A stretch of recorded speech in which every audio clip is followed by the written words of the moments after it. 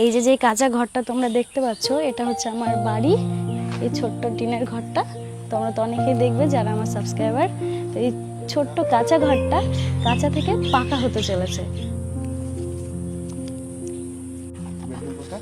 Bedroom 3টে হবে, একটা ডাইনিং রুম থাকবে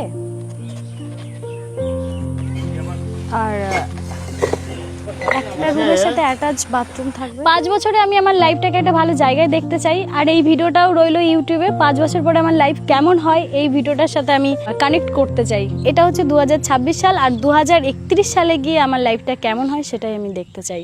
ভাই তোর কি মনে হয়, তোর লাইফটা 2031 সালে কেমন হতে পারে? বড় হারামি ও বেটা। সংসার হবে? তুই এসব ভাবছিস ভাই? বিয়ে করার এত ইচ্ছা তোর? না ইচ্ছা না, তা 5 বছর পরে বিয়ে হয়ে যাবে না? বয়স কত 5 বছর পরে তুই বিয়ে করবি? বিয়ে করার বয়স হয়ে যাবে, বয়স কত সেটা ম্যাটার করে না। ফুল বউ পাগলা ভাই আমার। বিয়ে যদি হয়ে যায় 2031 সালে আমার ভাইপো বা ভাইজিকে নিয়ে তোমাদের সামনে আসবে ক্যামেরা। এই দেখো আমার ভাইয়ের এটা সাকসেস, আর আমার এই যে ফ্ল্যাট হয়েছে গাইস। আমার ভাইয়ের বিয়ে হয়ে যাবে, খুব হাসি পেলো ভাই। Hello everyone, welcome back to my channel. আমি তোমাদের পৃথ্বী। কেমন আছো তোমরা সবাই? তো টাইটেল আর থাম্বনেল দেখে আশা করি তোমরা বুঝেই গেছো আজকের ব্লগটা আমার জন্য কতটা স্পেশাল। এই দিনটার জন্য আমি বহু বছর ধরে অপেক্ষা করেছি। তো আগে তোমাদেরকে শেয়ার করি, আমি ঘুম থেকে উঠেই না খাওয়া দাওয়া করিনি, শুধু ব্রাশ করে আমি তাড়াতাড়ি করে তোমাদের সাথে এই কথাগুলো শেয়ার করব বলে আমাদের এই গ্রামের যে রাস্তাটা আছে ফাঁকা, এই রাস্তাতে চলে এসেছি। আজকে আমি অনেক এক্সাইটেড, তো খুশিতে হয়তো ভুলভালও বকে ফেলতে পারি। 5 বছর হয়েছে আমি সোশ্যাল মিডিয়াতে কাজ করছি। যারা আমার একদম শুরু থেকে ভিডিও দেখে তারা জানবে আমি জেগে জেগে কত স্বপ্ন দেখেছি আমার মা বাবার এই কাঁচা বাড়িটা আমি পাকা করে তুলবো। সেটা হয়তো অনেক আগে হওয়া উচিত ছিল, বাট হয়নি। সময়ের অপেক্ষা সব কিছুই, ভগবান হয়তো চেয়েছিল এখন, তাই এখন হচ্ছে। আমি অনেক বেশি খুশি এখন যে আমি বলতে পারবো এটা আমি একা করছি। তো আমি অনেক বেশি খুশি। আমি কি বলতে চাইছি আমি সেটাও বুঝতে পারছি না। সত্যি আমার এই 22 বছরে যদি কোনো স্পেশাল দিন হয়ে থাকে সেটা হচ্ছে আজকের। কোনো উদযাপন নেই, বাট এটা আমার কাছে অনেক স্মরণীয় একটা দিন যে আমি আমার নিজের বাবা মার জন্য কিছু একটা করতে পারছি এই বয়সে এসে। এতদিন ধরে তাদেরকে আশা দেখিয়েছি, শুধু বাড়িটা পাকা করে দেবো এই আশা না, তাদেরকে সুখ দেবো, শান্তি দেবো, তারা শেষ বয়সটা ভালোভাবে বাঁচবে। আজকের এই দিনটা যাতে আমার জীবনের স্মৃতি হয়ে থাকে, তাই আজকের এই ভিডিওটা আমি করে রাখছি। আমার মা বাবা আমার জন্য অনেক কিছু করেছে, আমার মা বাবার কৃতিত্ব অনেক আমার জীবনে। তো আমি কখনোই আমার মা বাবাকে কষ্ট দুঃখে রাখতে পারবো না, অসম্ভব আমার জন্য এটা। অনেক আগে থেকেই মা বাবাকে বলতাম তোমরা চিন্তা করো না, তোমাদের এই কাঁচা ঘরটা আমি একদিন পাকা করে দেব। আমি নিজেও না আশা করিনি এত তাড়াতাড়ি আমি সব কিছু করতে পারবো। আর হ্যাঁ, তোমাদেরকে আরেকটা কথা না বললেই নয়। কথায় আছে না যে ধৈর্যের ফল মিঠে হয়, আমার সেরকমই মনে হচ্ছে। আমি খুব আফসোস করতাম যে আমার বাবা মার পাকা ঘরটা হয়তো অনেক আগে হওয়া দরকার ছিল, সেটা হয়নি। বাট আজকের দিনে এসে দাঁড়িয়ে আমার মনে হচ্ছে এটাই বেস্ট হয়েছে। বলতে তো পারবো এটা আমি একা করেছিলাম, তো এর জন্য অনেক বেশি খুশি লাগছে। আমার মা বাবার মুখে হাসি দেখে ভালো লাগছে। আমার মা আগের একটা ভিডিওতে বলেছিল যে কি ঝড় খুব ভয় পায়, তখন আমি বলেছিলাম একটা পাকা ঘর হলে তোমার আর ঝড় ভয় লাগবে না, তাই তো? মা বলেছিল হ্যাঁ। আর আসলেই তাই, ছোটোবেলা থেকে আমার মা ঝড়ের ভয়তে না লোকের বাড়িতে আমাদেরকে নিয়ে যেত, যাদের পাকা ঘর ছিল, শক্ত ঘর ছিল, সেই ঘরেই আর কি আমাদেরকে নিয়ে উঠতো। বেশি রাত হলে পরে যদি ঝড় আসতো তাহলে আমাদেরকে খাটের তলায় ভয়টা ঢুকিয়ে রাখতো। এখন ওটা হাসি পায়, কিন্তু সেই সময় মনের মধ্যে অনেক ভয় কাজ করতো। আমার মাকে দেখেই এই ভয়গুলো এসেছে। তার জন্য আমার মা মানে ভিডিওতে বলেছিল যে একটা পাকা ঘর হলে আমার আর ভয় লাগবে না। মাঝে মধ্যে নাকি মা বাথরুমের মধ্যে বসে থাকে, মানে কেমন একটা হাস্যকর। বাট আমার মায়ের দিক দিয়ে ভাবলে আমার মা অনেক ভয় পায়। তোমাদের ভালোবাসার সাপোর্ট ছাড়া আমার দ্বারা সম্ভব হতোই না কখনো। তোমরা আমাকে এত বেশি ভালোবাসা দিয়েছো, সাপোর্ট করেছো, আমার কাজটাকে তোমরা পছন্দ করেছো, তার জন্যই হয়তো আমি এই দিনটাকে আনতে পেরেছি। আমি আজকে ভীষণ খুশি। কতবার যে আমি বলে ফেললাম আমি ভীষণ খুশি কে জানে। বাড়িতে ফিরে স্নান করে তাড়াতাড়ি রেডি হয়ে গেছি বাবার সাথে বাজারে যাওয়ার জন্য।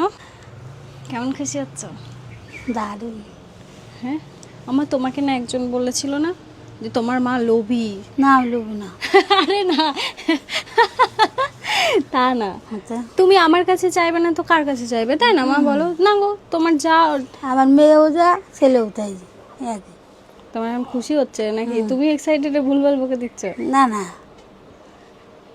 মেয়েরা পারে না, মেয়েরাও পারে। হ্যাঁ, না তোমার যখন যা লাগবে আমার কাছেই তো বলবে, এটাই তো স্বাভাবিক, তাই না? তো ওরকম লিখেছিল কমেন্টটা। তারপরে আর তারপরে কেউ আমি- আর কেউ ওরকম কমেন্ট লোকে নেই। তোমাকে সবাই ভালোবাসে তো, ওটা তো মানে যে লিখেছে সে বলো তো। এই যে এই আমার ঘরটা আস্তে আস্তে পাকা হবে, কি আনন্দ লাগছে। আমি আর আমার দিদি রেডি হয়ে নিয়েছি, এখন বাবার সাথে যাব বাজারে ইট ভাটাতে, ইট অর্ডার করতে। খুব মজা হচ্ছে, আমার মাও খুব খুশি, বাবাও খুব খুশি।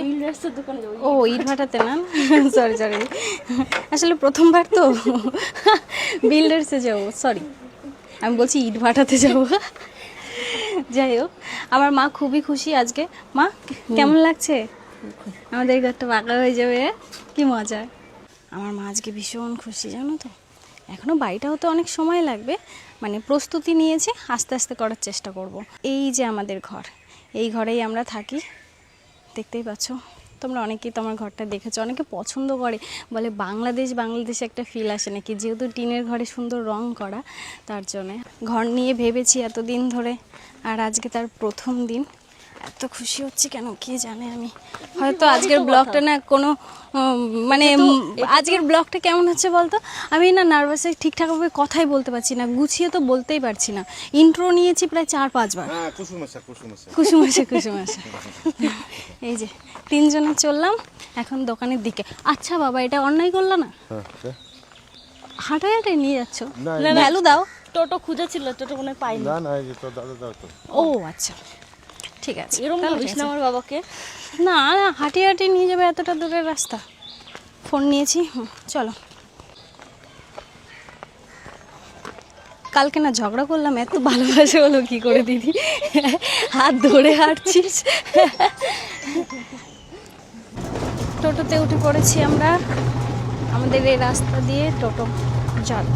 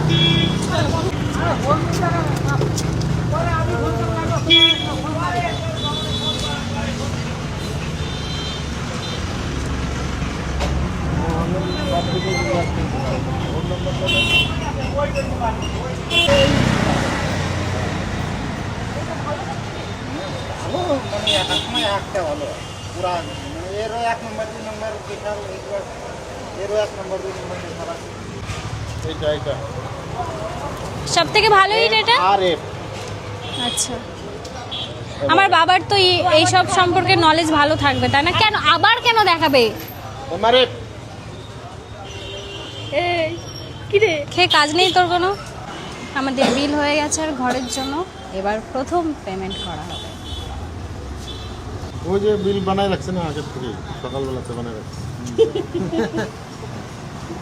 বেঁচে সত্যি বললে বাসে না, মানুষ ঠকানো একটা।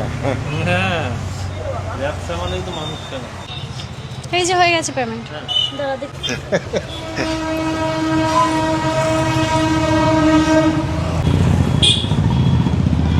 যাও। The next day. কালকে ইট অর্ডার করে দিয়ে এসেছিলাম, আজকে ইটের গাড়ি চলে এসেছে। পাপা মজা হবে।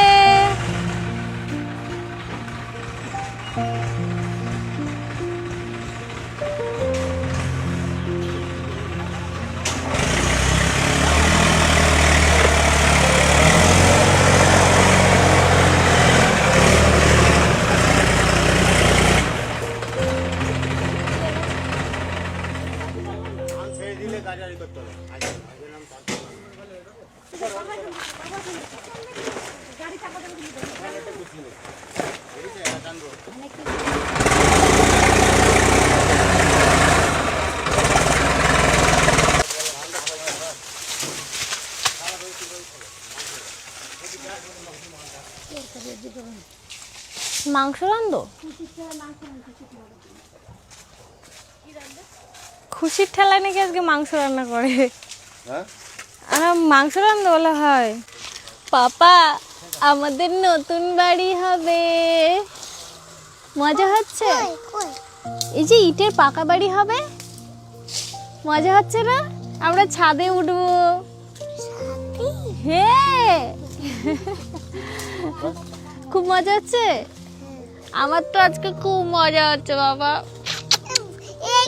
এইখানে মানে জঙ্গলে নাকি এখানে জঙ্গল মনে হলো। এটা তোমার জঙ্গল মনে হচ্ছে? এটা আমাদের জমি বাবা। জমি জঙ্গল না তো, ওই দেখো ওই যে ঘরটা আমাদের রয়েছে না, যে কাঁচা ঘরটা, ওই ঘরটা পাকা হবে। আর শিয়াল ডাকলেও আমরা ভয় পাবো না তখন, তাই না? সবাইকে বলো। এই এই এই কি হলো, কি হলো? এই কি হলো, কি হলো?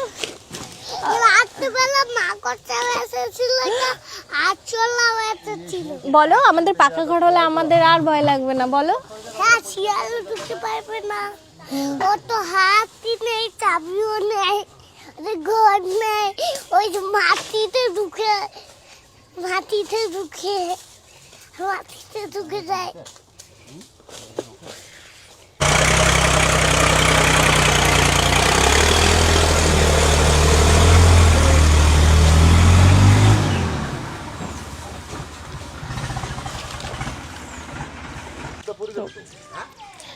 এখন এই ইটগুলোকে আমাদের এই জমিতে সাজানো হবে।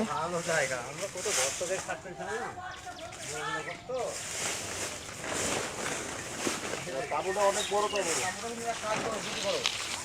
না, দুটো করবো না, একটাই কাজ। তাহলে ওই দিকে পাঁচতে হবে না, হ্যাঁ ওই দিকে পাঁচতে পারবো না। মা, মা, মা গো,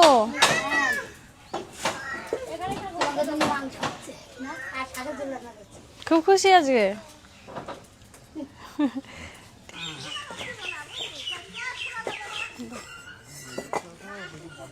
এই চাপ কখন কমলো, কিভাবে কমলো আমি কিছু বুঝতে পারলাম না। চাপ কমে গেল।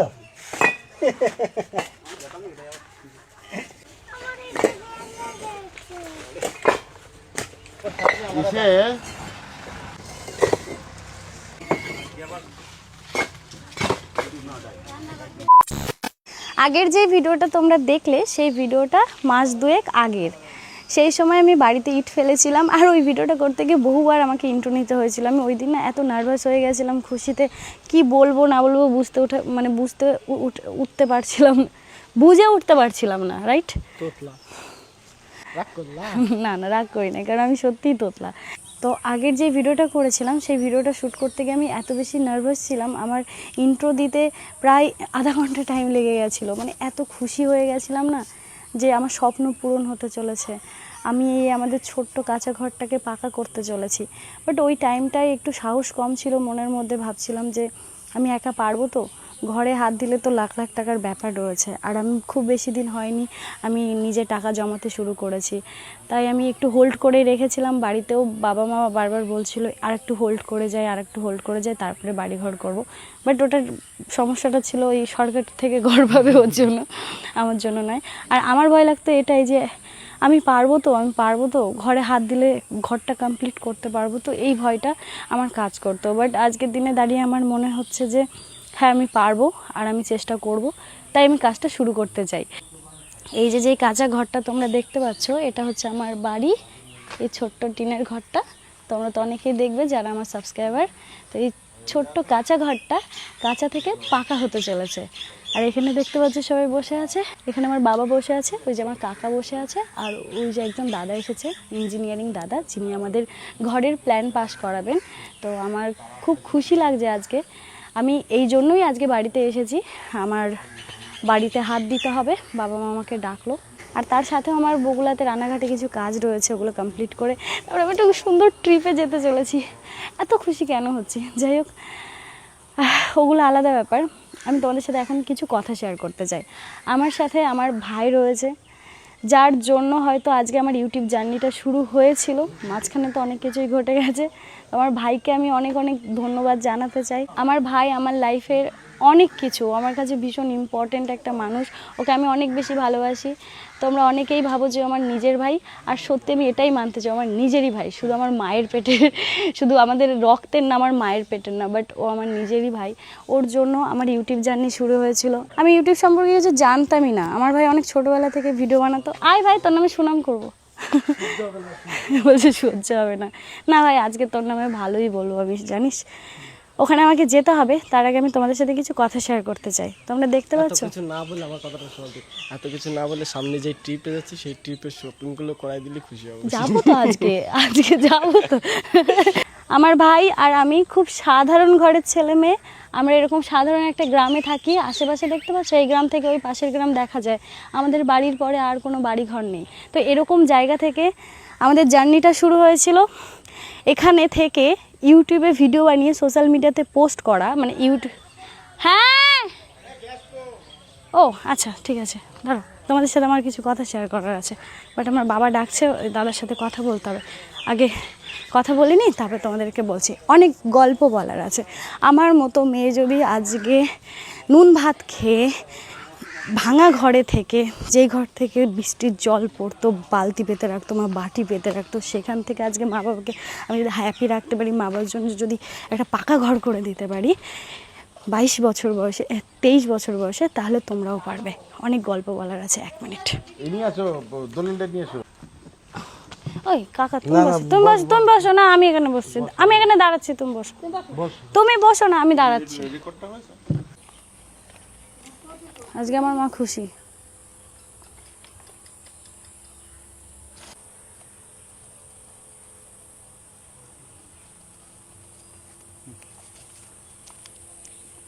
বলো কি কি রিকোয়ারমেন্ট আছে, কেমন টাইপের কি হবে?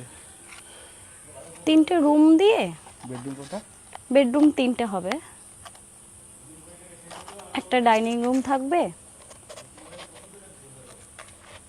আর একটা রুমের সাথে অ্যাটাচ বাথরুম থাকবে।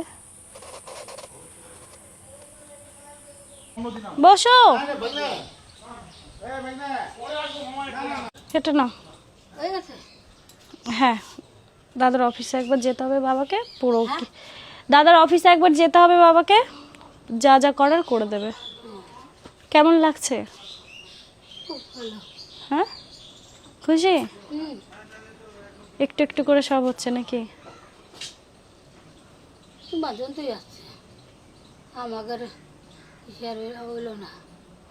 ও ঠিক আছে।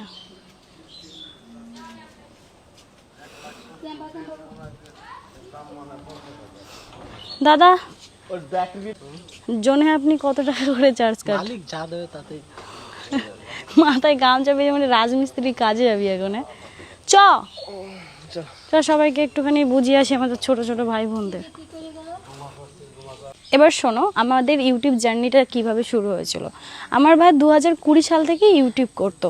ও নানান সেলিব্রিটিদের বাড়ি দৌড়ে দৌড়ে চলে যেত একটু ভাইরাল হওয়ার জন্য, মনে আছে ভাই? ওই টাইমটা একটা স্ট্রাগল, এটাও একটা জীবনের পার্ট ছিল আমার ভাইয়ের, যে গিয়ে দেখা করতে পারিনি, মন খারাপ নিয়ে বাড়িতে ফিরেছে, কিন্তু হাল ছাড়িনি, আবারও গেছে। ওরকম একজনের বাড়িতে নয়, ও কেশব দাদার বাড়িতে গেছে, তুষার দাদার বাড়িতে গেছে, আরও কয়েকজন সেলিব্রিটিদের বাড়িতে গেছে, যারা এখন আমাদের খুবই ক্লোজ, যাদের সাথে আমাদের ওঠা বসা বন্ধুত্ব হয়েছে। তো এই সময়গুলো, মানে ওই টাইমটায় কেউ আমাদের চিনতো না, কেউ আমাদেরকে পাত্তাও দিত না, মনে আছে? ওই টাইমটাতে আমরা কোনো সেলিব্রিটিদের সাথে যখন কথা বলতাম না, এত খুশি লাগতো মনে মনে। তো ওই ফিলটা আমরা পাই যখন আমাদেরকে মানুষ চেনে, আমাদের কাছে আসে, ফটো তোলে, ভিডিও করে। তো আমার কখনো মনে হয় না তাদেরকে আমি ফিরিয়ে দিই। তো সবসময় আমি চেষ্টা করি তাদের সাথে ভালো ব্যবহার করার, ভালোভাবে কথা বলার, যাতে তারা আমার সাথে 2 মিনিট থাকলেও তারা যেন আমার সাথে দেখা করে খুশি হয়, সেইটাই আমি চেষ্টা করি সবসময়। আমি বুঝতে পারি সবার ফিলিংস।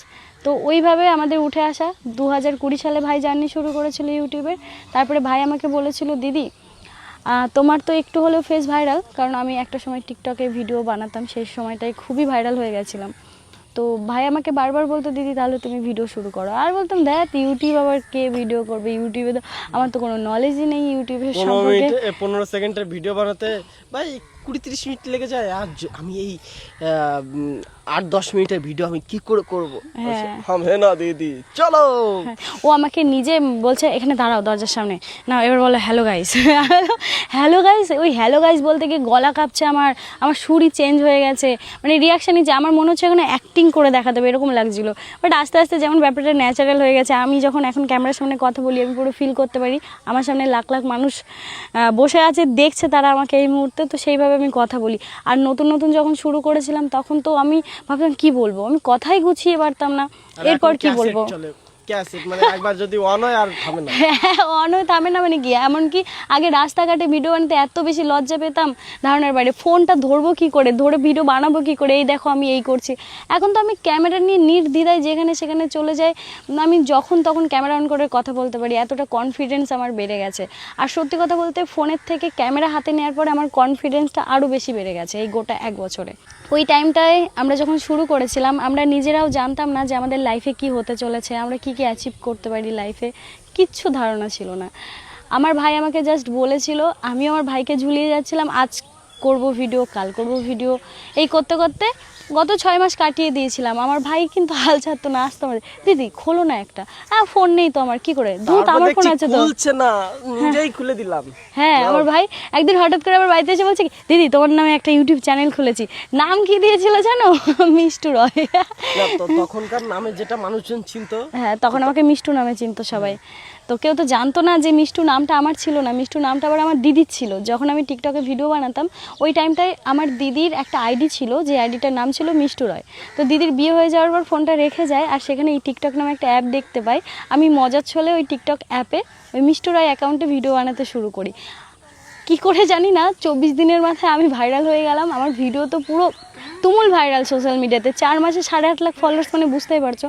তো ওই টাইমটায় আমার নাম হয়ে গেল প্রীতি মণ্ডল থেকে মিষ্টু রয়, সবাই আমাকে রাস্তাঘাটে মিষ্টু রয় নামে চিনতে থাকে। তো এমন প্রবলেমে পড়লাম, ওই টাইমটা আমার সোশ্যাল মিডিয়া পুরোপুরি বন্ধ হয়ে গেলো, যেটা তোমাদেরকে আমি আগের ভিডিওতে একটা জানিয়েছি, যেখানে মিলিয়ন মিলিয়ন লোক দেখেছে, আমাকে অনেক অ্যাপ্রিসিয়েট করেছে, তার জন্য অনেক থ্যাংক ইউ। ওই টাইমটাই আমার গোটা 2 বছর সোশ্যাল মিডিয়া বন্ধ হয়ে যায়। টিকটকের টাইমে যখন আমি ভাইরাল হয়ে গেছিলাম তখন আমার মনে হচ্ছিল হ্যাঁ কিছু তো একটা এখান থেকে করে নিতে পারবো, কারণ আমার কাছে অনেক কাজের অফার এসেছিলো। বাট ওই যে সময় ভালো না হলে যা হয়, সব বন্ধ হয়ে গেল, আমার বাড়ি থেকে সব কিছু বন্ধ করিয়ে দিল। মানে আমার লাইফে আর সোশ্যাল মিডিয়া করা হবে না। আমার একটা ফটো তুলতে ভয় লাগতো। আমি একবার ফটো তুলেছিলাম, আমার বাবার ফোনে একটা সেলফি নিয়েছিলাম। তো ওই সেলফিটা আমার বাবা দেখার পরে বলেছিল কে তুলেছে এটা, আমি একাই তুলেছি, বলে আমার চোখের সামনে ডিলিট করবি। সেই ফটোটা আমাকে ডিলিট করতে হয়েছিল। মানে বাড়ির লোকও এত বেশি ভয় পেত, সোশ্যাল মিডিয়া থেকে তো হ্যারেস হয়েছি আমি অনেক, তো ওর জন্য আমিও খুব ভয় পেতাম। আর ছোটোবেলা থেকে একটু ভীতু টাইপের ছিলাম, এখন তো নিজে একা চলাফেরা করতে করতে অনেক সাহসী হয়ে উঠেছি। তো ওই টাইমটাই ভয়, আমি বললাম জীবনে নাম দিয়েছি বাংলার বাঘিনী। তো ওই টাইমটাই আমি ভেবেই নিয়েছিলাম হয়তো কখনোই আমার সোশ্যাল মিডিয়াতে আর আসা হবে না, আমি যেমন পড়াশোনা করছি করব, তারপরে লাইফে যা হতে চলেছে হবে, এরকম একটা ধারণা ছিল। তারপরে আমার ভাই চলে আসলো, আমার ভাই এসে আমাকে ইউটিউব চ্যানেল খুলে দিল একটা। আমার ভাই আমাকে ফুল সাপোর্ট করলো। আমি বলেছিলাম ভাই আমি এডিট পারি না, আমার ভাইয়ের সেই নলেজটুকু ছিল এডিট করার, ভিডিও কিভাবে করতে হয়। ইউটিউবে আমার আসা পুরোপুরি আমার ভাইয়ের হাত ধরে। তো আমার ভাই আমাকে এডিট করে দিত, আমার ভাই আমাকে ব্লগ শ্যুট করে দিত, কি কথা বলতে হবে, কোনটা বলা ভুল হচ্ছে সেটাও আমার ভাই আমাকে শিখিয়ে দিয়েছে। এমনকি ঘরে বসে ভিডিও হবে না বলে কন্টেন্ট কী বের করব সেটাও আমার কোনো আইডিয়া ছিল না। আমার ভাই কিছু না পেরে প্রথম ভিডিও বললো চলো দিদি চুল কেটে ফেলো, হেয়ার কাট করিয়ে নিয়ে আসি তোমাকে। আমার এত বড় চুল ছিল, সুন্দর করে এতটা করলাম হেয়ার কাট, সেই লেয়ার কাট দিয়েছিলাম একটা। সেই ব্লগটা আমার ভাই পুরোপুরি শ্যুট করেছিল, পুরোপুরি এডিট করেছিল, আর সেই ভিডিওটা তখন 15,000 মানুষ দেখেছিল। না না দেখেনি তো, 15,000 সাবস্ক্রাইবার রয়েছে একটা ভিডিওতে। হ্যাঁ, ও মাই গড, আমি তো ভুলেই গেছি। আর 2টো ভিডিওতে মনিটাইজেশন হয়েছিল, 2টো ভিডিওতে না। এই সময় কিন্তু এভাবে দাঁড়ানো খুবই কঠিন। ওই টাইমটায় যেহেতু আমার একটা ফেস ভাইরাল ছিল বলে, আর হঠাৎ করে আমিও বড় হয়ে গেছিলাম 2 বছরে, টিকটকের টাইমটা তো অনেকটাই বাচ্চা ছিলাম, 2 বছরে যথেষ্ট বড় হয়েছি, কলেজে পড়াশোনা করছি ওই টাইমে। তো তখন মানুষটা আমাকে দেখতে পছন্দ করতে শুরু করলো, আমার লাইফস্টাইল সম্পর্কে জানতে পছন্দ করলো, তো ওর জন্য ব্লগগুলো আরও ভিউজ যেতে শুরু করলো। তারপরে কি হলো, যেহেতু আমার কাছে ফোন ছিল না, ফোনটাও তো আমার ভাইয়ের ছিল তখন, আমার ভাইয়ের ফোন, আমার ভাই এডিট করছে, আমার ভাই শ্যুট করছে, তো এই মানুষটাকে আমি কি করে ভুলতে পারি বলো? আমি যদি আমার ভাইকে কখনো ভুলে যাই তাহলে আমি একটা স্বার্থপর মেয়ে। তো আমার ভাই না, ইস ভাই ওই লোকটা দেখ ওই মাঠে হিসু করলো, সরি ওদিকে নজর চলে গেছে। তারপরে শোনো, তারপরে তো এবার কোথায় ছিলাম, কথা বলতে বলতে ভুলে গেছি। আমি তুমি যদি আমাকে কখনো ভুলে যাও তাহলে তুমি স্বার্থপর। ঠিক জায়গা মতো মনে রেখেছিস। তো আমার তো তখন ফোন ছিল না, আমার ভাইয়ের ফোন দিয়ে শ্যুট করতাম, আমার ভাই স্কুলে যাওয়ার আগে ফোন দিয়ে যেত, আবার এসে নিয়ে যেত, এরকম করে করে চলতো। আবার কিছু কিছু সময় আমার ভাইয়ের বোরিং লাগতো, ভালো লাগলে এডিট করতো, না লাগলে করতো না। তো আমরা হয়তো 10 দিনে খুব বেশি হলে 2টো ভিডিও দিতে পারতাম, তাই না রে ভাই? কারণ আমাদের তখন নলেজই ছিল না আমি কি কন্টেন্ট বানাবো। কারণ তখন হচ্ছে আমার মাধ্যমিকের এক্সাম ছিল, তার আগে এক্সাম ছিল, প্লাস আমাকে তো বাড়ি থেকে কোথাও ছাড়তোই না। এমন একটা গ্রামে বসবাস করি, এখানে মানুষকে খুব বেশি জাজ করতে শুরু করে। ছোটবেলা থেকে এখানে থেকে এসেছি, যেটা দেখে বড় হয়েছি, কেউ যদি উন্নতি করে তাহলে আশেপাশের মানুষ অ্যাপ্রিসিয়েটেড থেকে বেশি তারা হিংসা করতে শুরু করে। ও এগিয়ে গেল, আমি পিছিয়ে থাকলাম, ওর বেশি টাকা হয়ে যাচ্ছে, আমার নেই। কখনো তারা আর কি ভালোটা মেনে নিতে পারে না। খুব কম মানুষ আছে যারা ভালোটা মেনে নিতে পারে। আর যদি তুমি মেয়ে হয়ে গ্রামে জন্ম নিয়েছো তাহলে তো শেষ, তোমাকে পায়ে পায়ে চলতে গিয়ে 10 বার ভাবতে হবে। আমার বিয়ে হবে না, আমি কথা বলছি তো এখানে। আর লক্ষ্মী বলছে আমার বিয়ে করতে। আচ্ছা বাদ দে না, একটা সিরিয়াস টপিক নিয়ে কথা বলছি। লক্ষ্মীর কাছে চলে গেছে, লক্ষ্মী ডাকছে, বলছে বিয়ে করবি না। তুই কি বললি? না, তো যেটা বলছিলাম, গ্রামে যদি মেয়েরা জন্ম নেয় তাহলে সেই মেয়ে 1 পা আগানোর আগে পিছিয়ে যেতে হবে 10 পা।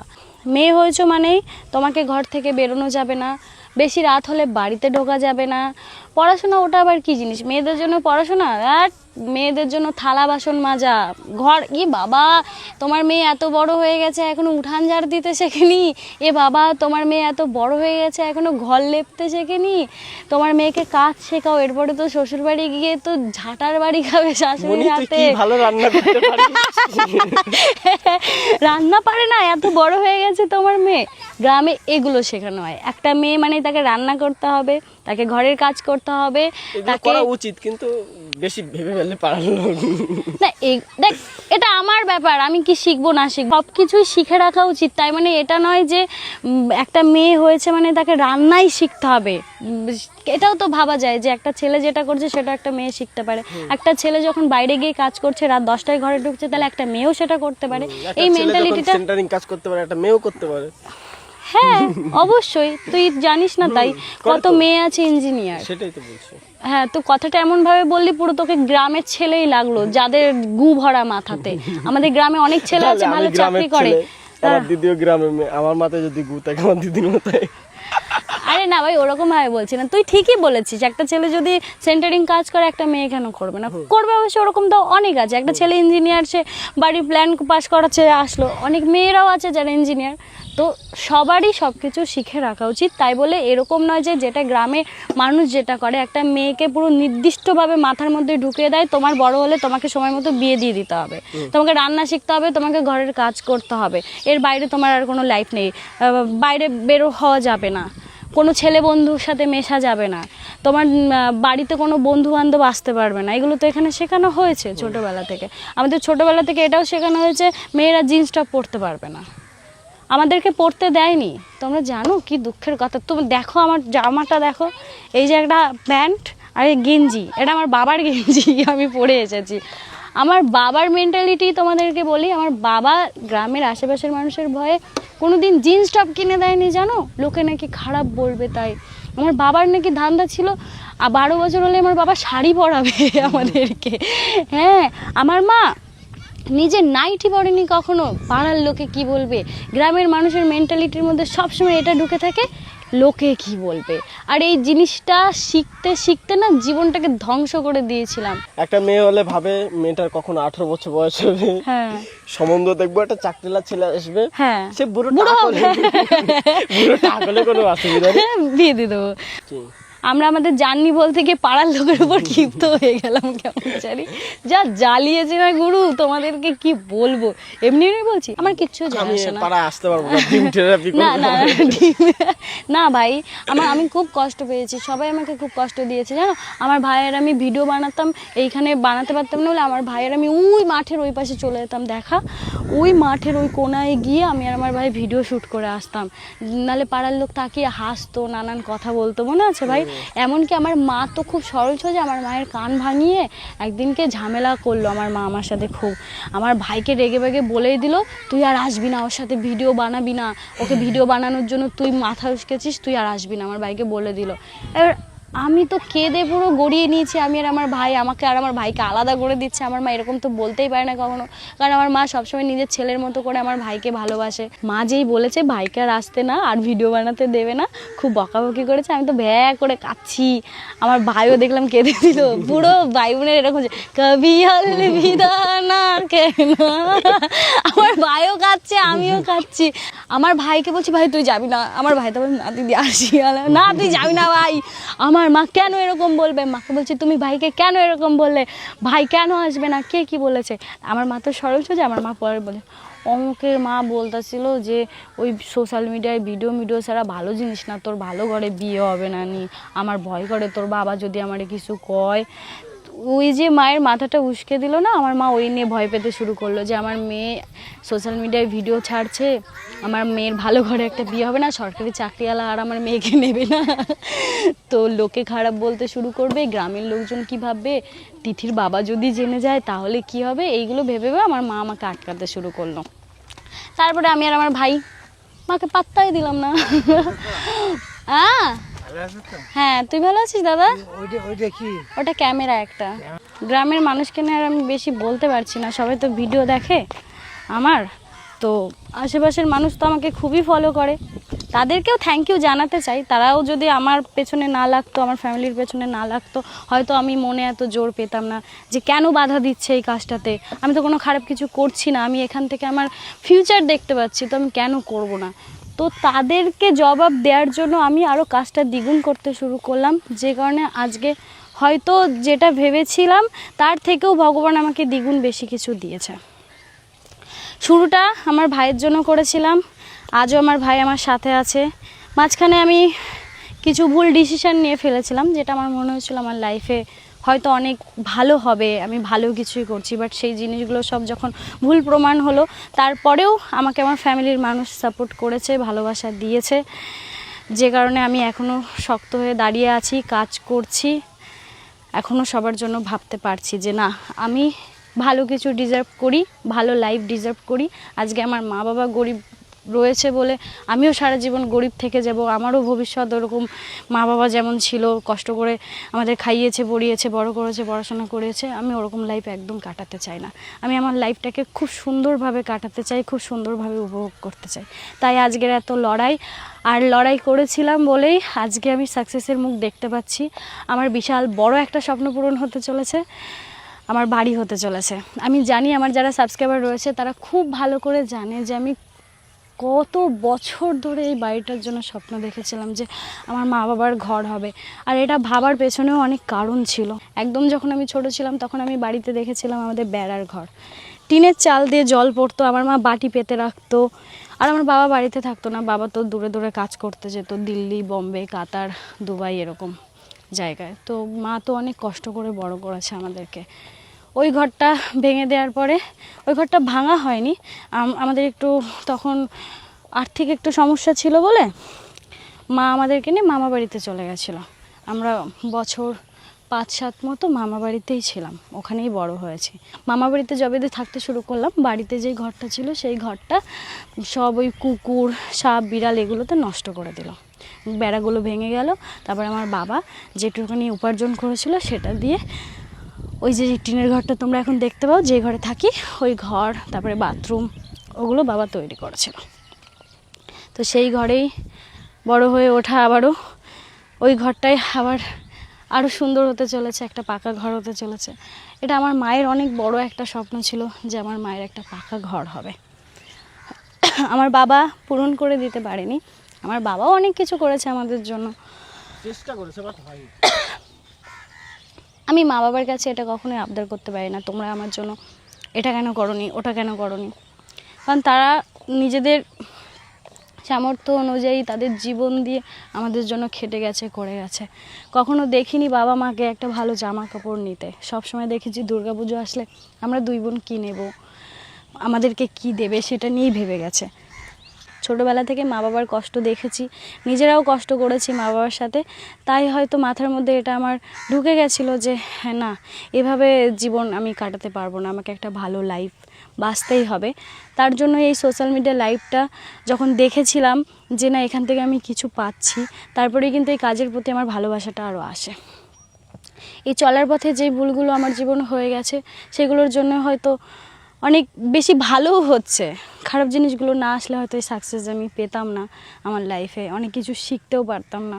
জীবনে যা হয়েছে তার থেকে দ্বিগুণ ভালো কিছু ভগবান আমার জন্য রেখে দিয়েছে, তাই আমার ওগুলো নিয়ে আফসোস নেই আর পিছু টানো নেই কোনো কিছু নিয়ে।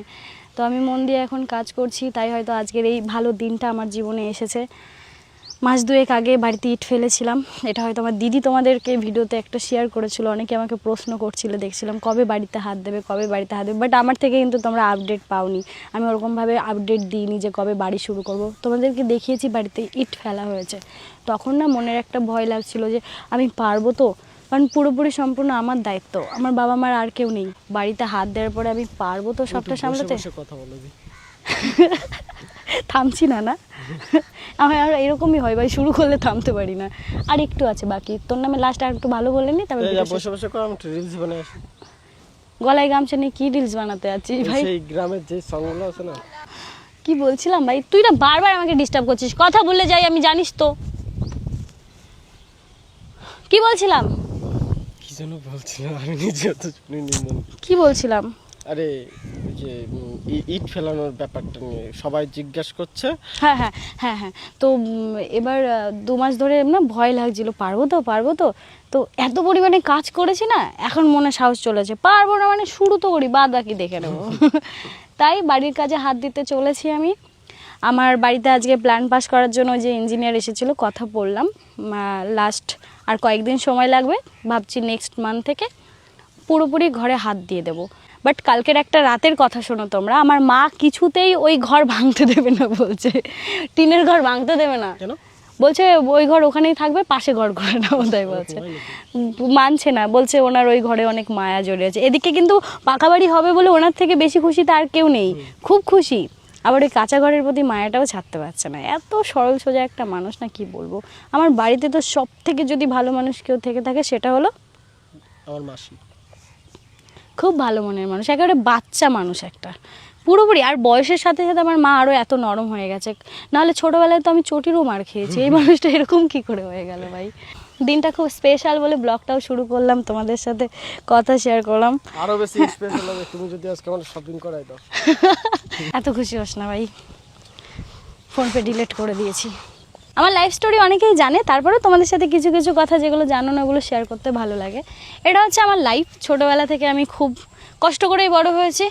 আমার ভাইও কিন্তু সেম, আমার মাসিও অনেক কষ্ট করেছে, মেসো অনেক কষ্ট করেছে। আমার ভাই এইটুকুনি বয়সে অনেক কিছু নিজে থেকে করেছে, অনেক টাকা পয়সা ইনকাম করেছে এত অল্প বয়সে, আমার থেকেও ছোটো বয়সেও টাকা ইনকাম করেছে। তো আমরা নিজেদের লাইফে নিজেরা সব কিছু করেছি।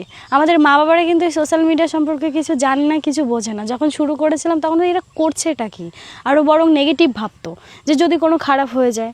তো আমার ভাই আজকের দিনে দাঁড়িয়ে ও অনেক কিছু করেছে। ও সোশ্যাল মিডিয়া থেকে ইনকাম করে ও বাইক করেছে, টাকা পয়সা দিয়ে সোনা গয়না বানিয়েছে, প্রচুর টাকা মানুষের পেছনে উড়িয়েছে। এটা তো না বললেই নয়, ছেলে মানুষ যেটা হয়, মানে এত দয়ালু মায়ালু হয়ে গেছিলো আমার ভাই, প্রচুর টাকা পয়সা উড়িয়েছে। মাসিকে হেল্প করেছে, সংসারে হেল্প করেছে।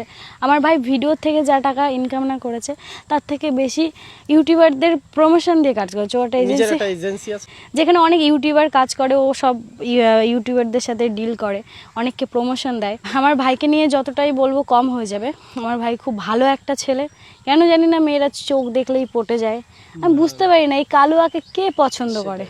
হ্যাঁ, কালো হতে পারে, ছেলের মন ভালো আছে। যাই হোক, আমাদের দুজনেরই লাইফে অনেক স্ট্রাগল আছে। এখন আমরা নিজেরা হ্যাপি থাকবো বলে একদম ছিনিয়ে নিয়েছি সবার থেকে। নিজেরা ভালো থাকবো, তাই না রে ভাই? কারোর কথা শুনবো না। আর আগে লোকে আমার ক্যামেরা দেখলে হাসতো, আমার ভিডিও দেখলে হাসতো, এ কি করছে, মুজরা খাচ্ছে। বারবার বুঝিয়েছি সবাইকে সোশ্যাল মিডিয়া খারাপ জিনিস নয়। যারা বাজে ভিডিও বানায়, যারা খারাপ ভিডিও বানায়, তাদের জন্য খারাপ হচ্ছে সোশ্যাল মিডিয়াটা, তাদের মেন্টালিটি খারাপ। বাট সোশ্যাল মিডিয়া কি করে খারাপ হচ্ছে? সোশ্যাল মিডিয়া নাচ করছে এরকম এরকম করে। সোশ্যাল মিডিয়া কি করে খারাপ হচ্ছে? খারাপ হচ্ছে মানুষের মেন্টালিটি, যারা খারাপ ভিডিও বানাচ্ছে। এই অল্প বয়সে ভগবান আমাদেরকে যা দিয়েছে তার জন্য ভগবানকে অনেক অনেক ধন্যবাদ। সাথে আমাদের মা বাবা আর তোমাদেরকে অনেক অনেক থ্যাংক ইউ। মা বাবা তো শুরুতে বুঝতে পারিনি এটা, দেখো এটা গ্রামের কালচারের জন্য, আশেপাশের মানুষ, পরিবেশ সব কিছু মিলিয়ে এরকম মেন্টালিটি আমাদের মা বাবারও ছিল, তাই তারা বুঝতে পারিনি। বাট আমরা কিন্তু শেষে নিজেদের কর্মের জন্য, নিজেদের ধৈর্যের জন্য লাস্টে বোঝাতে পেরেছি, আমাদের কাজ দেখিয়ে বাড়িতে বোঝাতে পেরেছি, মানাতে পেরেছি যে আমরা কোনো খারাপ কিছু করছি না। তো সমস্ত কিছুর জন্য ধৈর্য দরকার। তুমি লাইফে যেটা করতে ভালোবাসো তুমি সেটাই করবে। আর হেরে গেলে চলবে না, হাল ছাড়লেও চলবে না, তোমাকে স্ট্রাগল করে যেতে হবে, তারপরে না তুমি সাকসেসের মুখ দেখতে পারবে। শুরুতে একটু কষ্ট আছে, শুরুতে তোমাকে অনেক খাটতে হবে, তারপরে গিয়ে তো লাইফ জিঙ্গালালা ভাই। দেখো আমার লাইফে কিন্তু এমন কিছু আমি অ্যাচিভ করে নিইনি যে যার কারণে আমি এত বেশি কথা বলছি। যেটা পেয়েছি অনেক, বাট এটাতেও আমি সন্তুষ্ট হচ্ছি না। আমার মনে হচ্ছে এর থেকেও বেটার লাইফ আমরা কাটাতে পারি, তার জন্য আমি এখনও কাজ করছি। আর আমি আমার নিজেকে অনেক ভালো একটা জায়গায় দেখতে চাই, ভালো একটা জায়গায় রাখতে চাই। এই ভাবনা ভেবেই আমি এত কাজ করি, এত কষ্ট করি। কে আমার জীবনে থাকলো না থাকলো আমার কিচ্ছু যায় আসে না। 5 বছরে আমি আমার লাইফটাকে একটা ভালো জায়গায় দেখতে চাই। আর এই ভিডিওটাও রইলো ইউটিউবে। 5 বছর পরে আমার লাইফ কেমন হয় এই ভিডিওটার সাথে আমি একদম কানেক্ট করতে চাই। এটা হচ্ছে 2026 সাল, আর 2031 সালে গিয়ে আমার লাইফটা কেমন হয় সেটাই আমি দেখতে চাই। ভাই তোর কি মনে হয় তোর লাইফটা 2031 সালে কেমন হতে পারে? বিয়ে হয়ে যাবে।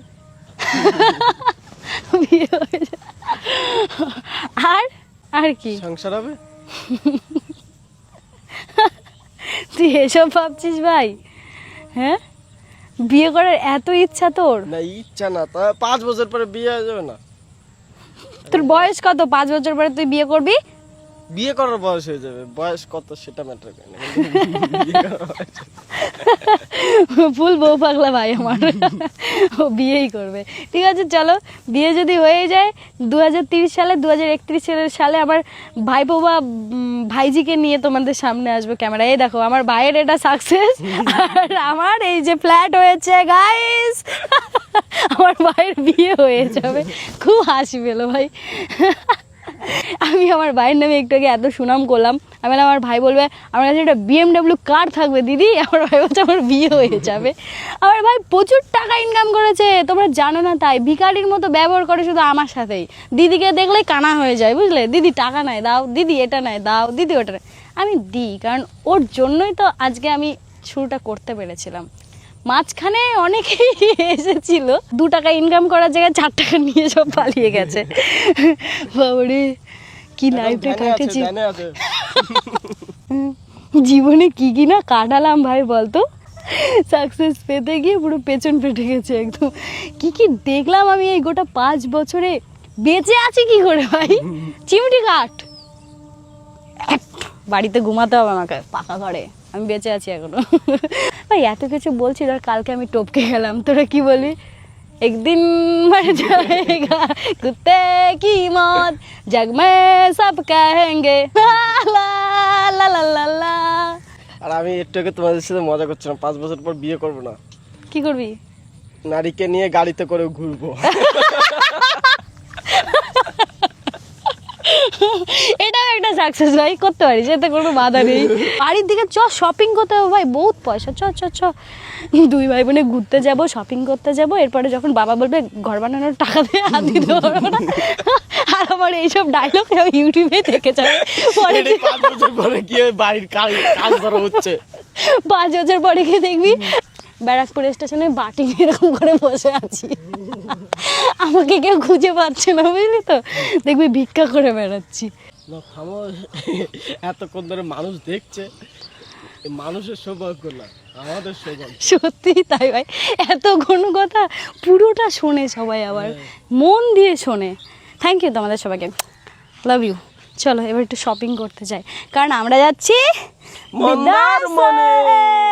এই বিদেশে না মন্দারমণি, ভাই। পাসপোর্ট আছে তোমার?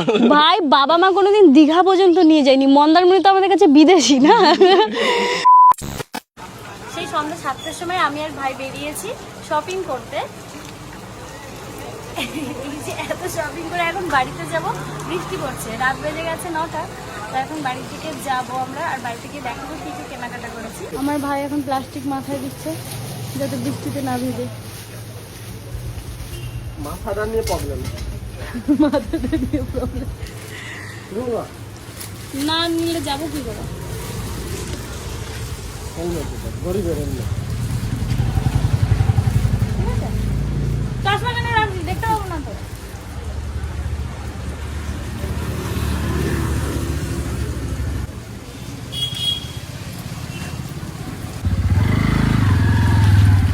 ভালোই জোরে বৃষ্টি পড়ছে রে ভাই। ভাই এত কিছু না বলবো কি করে? হরে কৃষ্ণ। রেইনকোট কিনবো নাকি তাহলে? রেইনকোট আছে তো আমাদের দুই ভাই বোনের। রেইনকোট কিনলে তো আরো বৃষ্টি কমে যাবে। মনে যায় আমি সিদ্ধির বাড়ি যাওয়ার সময় কি হয়েছিল, হ্যাঁ রেইনকোট কিনে সারা রাস্তা পড়ে গেলাম কিন্তু বৃষ্টি আসলো না, তাই না?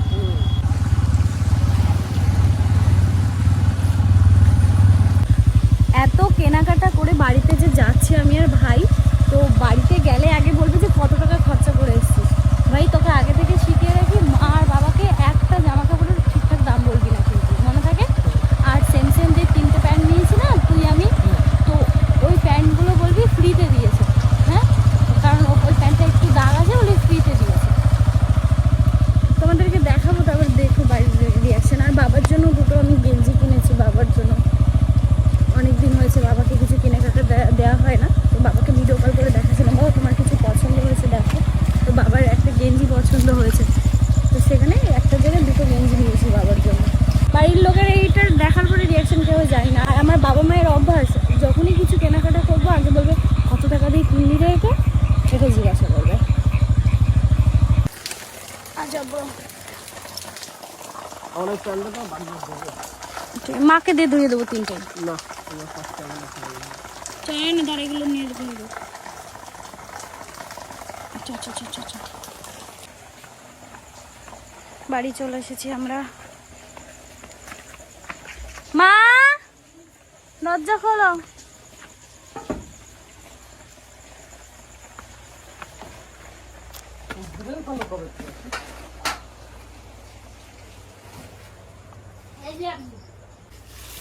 হেলমেটটা খুলি। হায় হায়, সব টাকা যা ছিল সব মানে ভেঙেছে, সর্বনাশ। আর কেনাকাটা নেই? না হয়ে গেছে, খাবো খাও। আমি খাচ্ছি।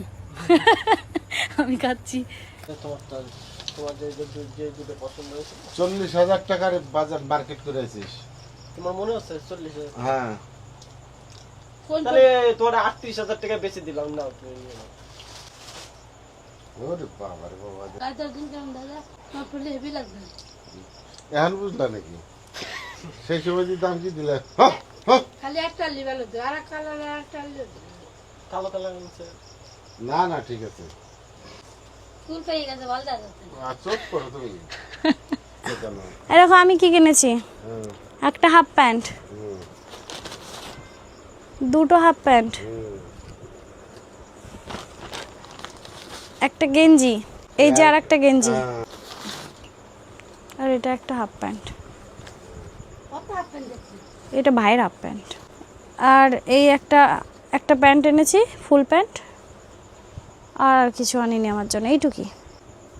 আরও অনেক কিছু ছিল, দেখানো যাবে না এখন মা বাবার সামনে, তাই আমি দেখালাম না। এইটুক দেখেই বলছে বাবা এত টাকা শেষ করে দিয়েছিস, তাই অত কিছু দেখাতে পারলাম না। এখনও অনেক জামা কাপড় আছে, ভাই জামা কাপড় কিনেছে, আমিও কিনেছি। যাই হোক, যখন ঘুরতে যাবো তখন তো আমরা এক একটা নতুন জামা পরে একদম বিলা করবো ওখানে গিয়ে, তখন দেখতে পাবে। এখন রাত বেজে গেছে 10টা, তো ভিডিওটা এখন শেষ করতে হবে। তো আজকের ভিডিওটা কেমন লাগলো অবশ্যই কমেন্টে জানিও। তো সবাই ভালো থেকো, সুস্থ থেকো, সবার সাথে দেখা হচ্ছে নেক্সট ভিডিওতে।